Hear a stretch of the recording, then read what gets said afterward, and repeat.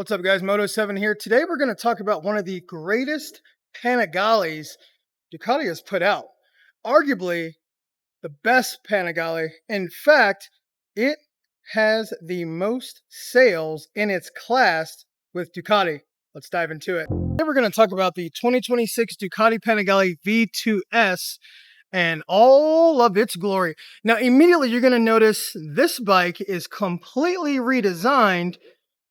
Unlike its last few iterations, what makes this bike absolutely incredible is the craftsmanship, the details, and most importantly, the fact that Ducati actually hired some scientists to address one of their biggest issues. Immediately starting with the front, you're going to notice the redesign of the headlights, the mirrors, and the windscreen.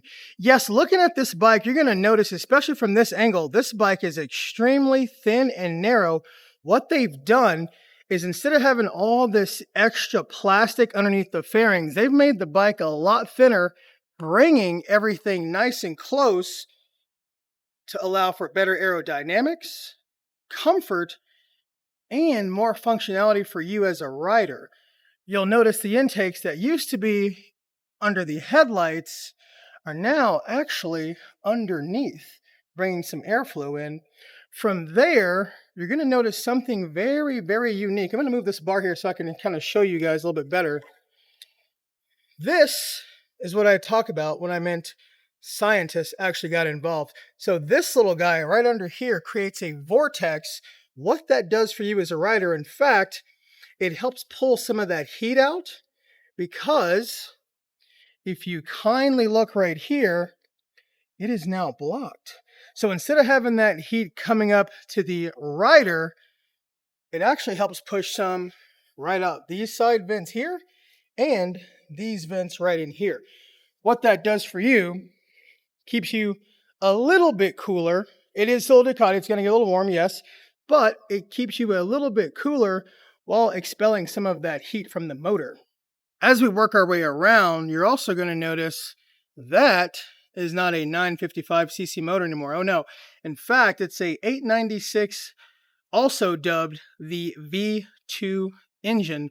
What that creates is a much lighter platform to get this bike moving down the road.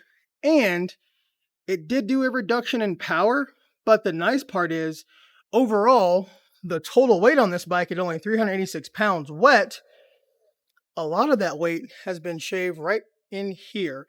If I'm not mistaken, based on Ducati's research, it actually shaved about 100 pounds with just a reworked motor.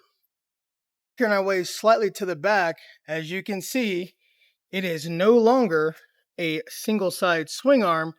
It went back to the 899/959 days. It's running a symmetrical swing arm. What that does is it helps eliminate a lot of that flex that the single side swing arm had.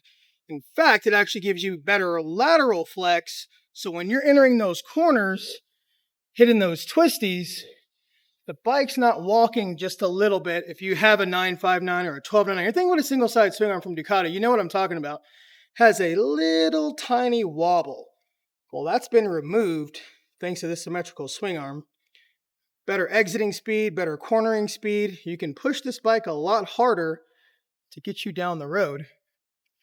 Also looking at it, you'll notice the exhaust is no longer underneath like the 899, the 1299, and the 959. It's actually a high mount exhaust. There are a new couple of options, whether it's Termignoni, Austin, I think even Acura's coming out with one. Sounds pretty sick. Let's go ahead and give it a listen.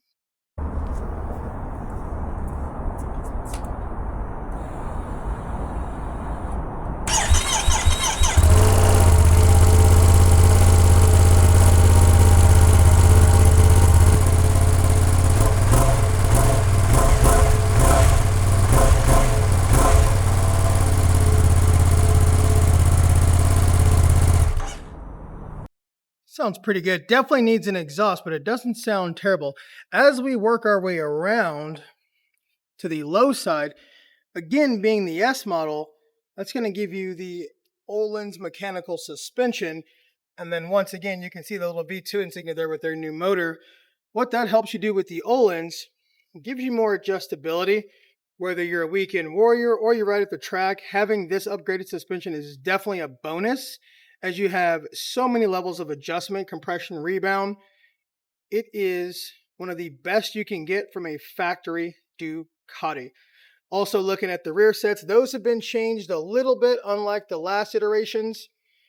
And then working our way up, looking at the seat configuration, you'll kind of notice here, the older Ducatis, especially the V4, they had more of this scorpion tail.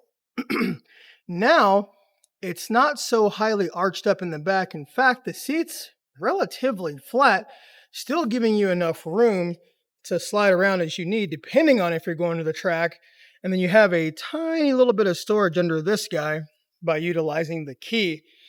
Immediately going to the tank design, you'll notice there's a little bit of an edge on both sides of the tank here. What that allows you to do is keep your legs tucked better against the bike for better comfort, better performance. And then if we look right here, unlike some of the sport bikes, especially the older iterations, the clip-ons are actually up a little bit higher. That's going to give you even more comfort. So when you're sitting on this bike, you're not having to necessarily reach all the way over. Of course, that's all going to depend on how vertically challenged you are. Yeah, it's going to give you an insane feel on the road. I have to say, one of my favorite things is the redesign of the control cluster on the V2S. You can see now there's a directional pad along with the horn, turn signals, and hazard. But if you kindly gaze this way, you'll notice now there is a cruise control and mode button.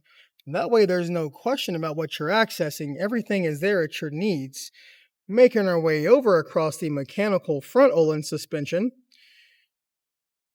This side, still the same. You still have your switch here when you want to engage the ignition. You have your driving light button.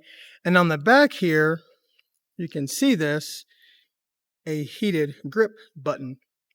Now, with the cruise control, the heated grips, these are all optional features that can be added. They do not come factory with the 26 Panigale V2 S. What's really updated about this 26 Panigale V2 S is the new display. Now, going through this display, hopefully you guys, camera's picking this up pretty good. There is a lot that is now offered on this 26 Panigale V2. The most important thing, as I'm kind of going through the displays here, I definitely want to point out, you can see in that top right corner, there is now a fuel gauge. Finally, everyone's that's been raving about all the Panigales from the V4, the Street Fighter, everything. There is finally a fuel gauge on the 26 Panigale V2 S. So now what else is new for the 26 Panigale? You have 3 actual menus. On the last iteration with the 955 single-side swing arm, you could change the modes and it would only change the color of the tack. However, with this, now as you hold the directional pad to the right, holding this button right here, it actually changes the menu. So now this is your dedicated road menu, if you will. I think it's actually like a different info mode. I forget the name of it. You have a actual power and torque meter. Let me show you how that works. So the bike's on. We're just going to fire it up.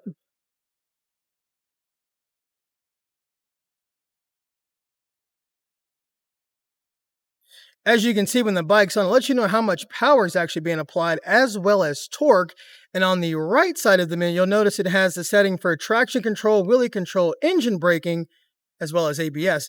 Now, if I hold that same right module, it's now going to a full dedicated track Evo mode, which now leaves everything dedicated for the track, giving you instantaneous access to your lap time, making the gear indicator nice and large, your tack running across the top.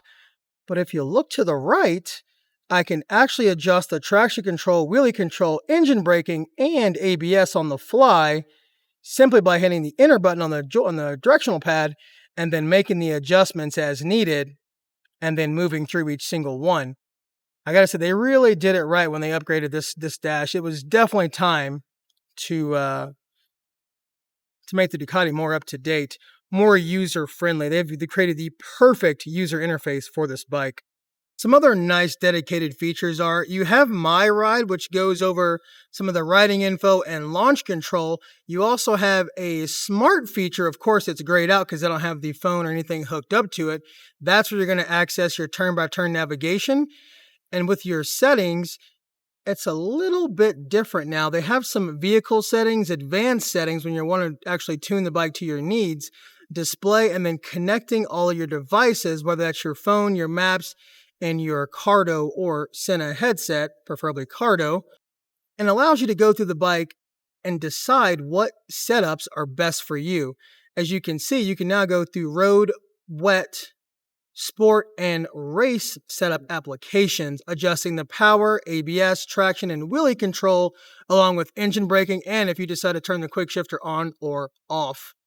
Also nice is you don't necessarily have to dive into the settings to adjust your modes or setup on the bike. You can actually use this little gray mode button right here.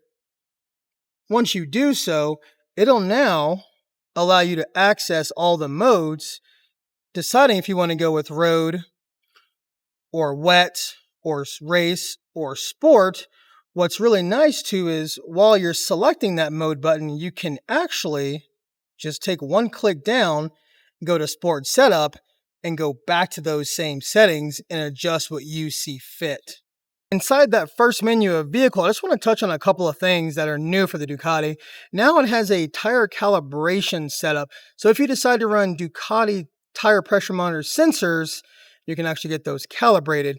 You can make the adjustments to your driving light. There is a new feature called the coming home light. When you turn this on, it adds about 15 to 20 seconds of light, let's say if you're in a dark area, just to help kind of shine your way home. You do have the automatic turn indicators or self-canceling turn signals. You still have your dedicated lap timer. You also have a pit limiter, of course, the PIN code, and then all your pertinent service and info information. Slightly ending here on the 26 Panigale V2 S, there is one last little unique feature. It might not seem like a big deal, but for those that have a little bit of cramped space, what's nice is now the mirrors do fold up. Just one nice little touch and they come right up for ease. Same thing on this side. So let's say your garage is a little packed because you got tons and tons of motorcycles. Well, that little extra added feature does make fitting this bike into a nice tight space. You guys let me know in the comments below, what do you think about the 26 Panigale V2S? Is this definitely one of Ducati's best bikes? What do you guys think? Let me know in the comments below. Thank you all so much for watching. Until next time.